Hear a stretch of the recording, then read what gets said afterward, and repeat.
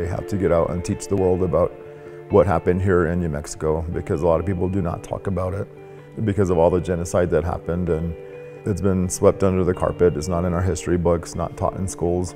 I just feel like it's a story that we really have to tell. Cochiti Pueblo, New Mexico is located between Albuquerque and Santa Fe, and it's on the west side of the Rio Grande River. I grew up in a family of potters, so on my mother's side they were all potters, and that's how I really got into the world of pottery making. But I also dabble in other media like fashion, jewelry, photography, video, painting. When I was growing up, I had learned from my mother, which she made a lot of bowls with geometric designs, as well as the storyteller, which Cochiti is known for because it was the first pueblo that created the storytellers. I learned how to do that first, but then I started experimenting by myself to start doing standing figures and really start changing the painting style of what I was taught originally. A person by the name of Robert Gallegos out of Albuquerque, when Bob Gallegos had noticed that my style was changing, he was asking me where I was, and my parents, where I was getting my designs, and they just said he's just trying different things. And he had arranged a meeting for my parents to take me down to his studio in Albuquerque. It was kind of amazing because we walked into his show space and all our mouths dropped, because all of these pieces that he had were historic pieces, and the pieces that I was creating back then looked exactly like those pieces. So it was kind of a weird feeling to know that my pieces that are starting to look exactly like the historic pieces when I never seen them before. So my parents took me aside and told me in our native tongue, saying the clay has chosen you, and that now you know what you're supposed to do. And that's what I really dedicated my traditional pottery making to, is to revive the pieces from the 1800s. So these guys were standing figures, all based on different people that were brought to the area by the new railroads that were being laid. You'll have Siamese twins, tattooed bodies, opera singers, or circus sideshow characters. As a kid, I've seen the first Star Wars movie. That was really engraved in my brain and my thoughts and my creativeness.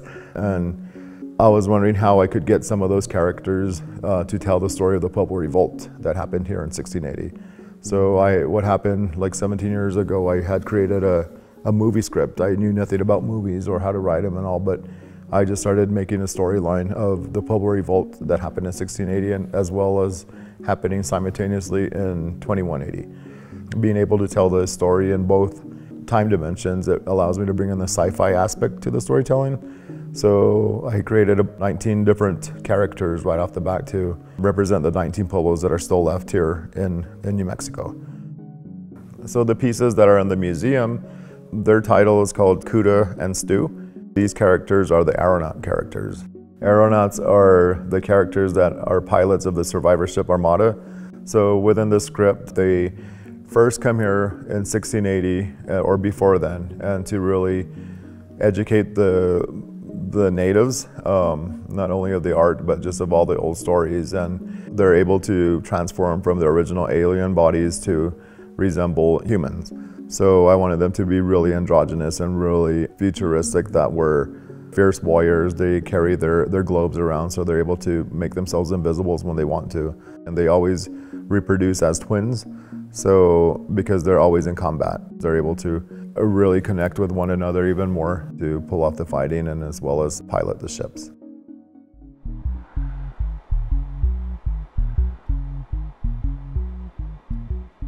So the landscape here is real desolate, but we have certain places where we do go harvest our clay.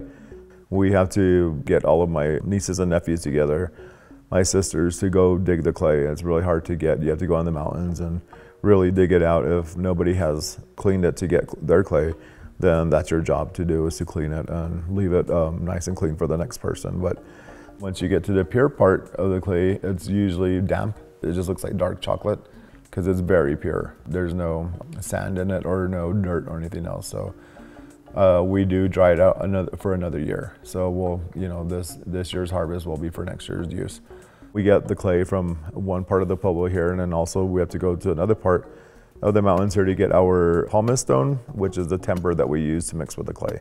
That prevents a lot of the shrinking in it and a lot of the cracking that would happen And of course you can't work with a pure clay because it's too pure and it's sticky. So we don't have a recipe exactly of like how much percentage of what material we put into it. It's just like, we just test it by running our thumb through it. When we make the pots, we start with a bowl underneath, it's called a puki. So that supports the whole bowl.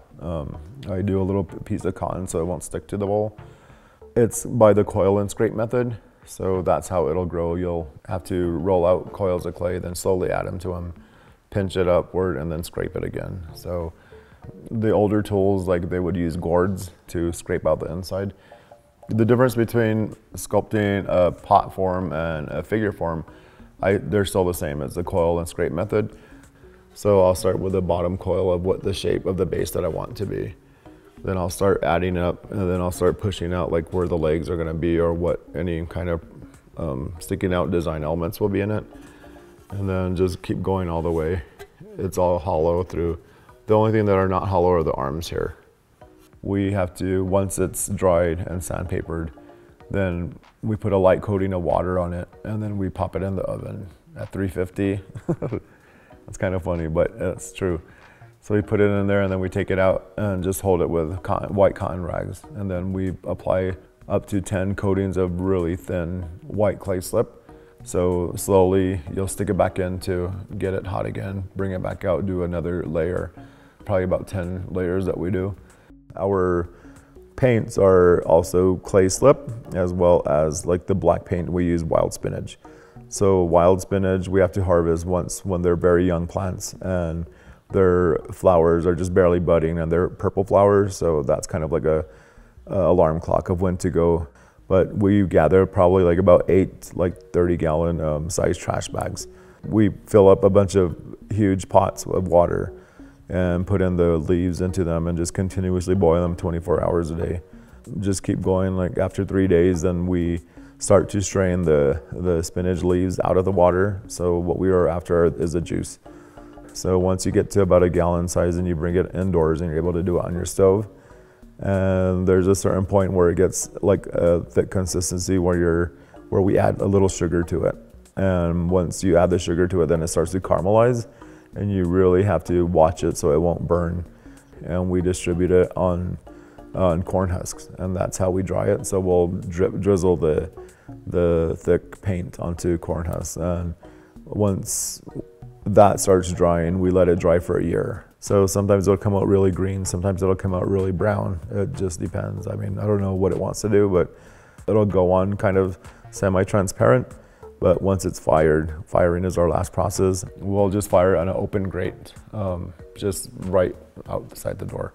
We put another pumice flat stone on top of it, and I fire one piece at a time. So we'll build a chicken wire kind of an igloo form over this piece, like maybe 5 inches away from the figure or the pot. Then we take cow manure and stack it up around that.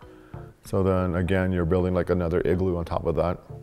Once that is done, then we use cedar wood and aspen wood. So we'll stack that up around the cow manure and then ignite it from all sides. So then the cow manure starts to burn, so it burns from the outside into the piece. And that is our kiln. So it'll burn from anywhere from like an hour and a half to maybe 2 hours. And you really can't move the piece. You have to really protect it from the wind, because if it shakes, some of the cow manure will fall into and onto the surface, and it'll smudge the piece. After it's all done and fired, sometimes you hear a thud, and when you take off the chicken wire to reveal it, it's shattered. And it doesn't matter if there's a smudge, a fire cloud on it. If it survives the firing, we're taught to love it like a child. So a lot of different collectors that want it pure white, want it, and it's just like, I'm sorry, I'm working with traditional methods materials, so I'm gonna love it no matter how it comes out. So, it's just like it's a person. The whole process is a long process, and it's really intimidating to people that haven't done it. But I always encourage people to come watch us do it and like really try to continue the tradition, because I don't want it to ever die out.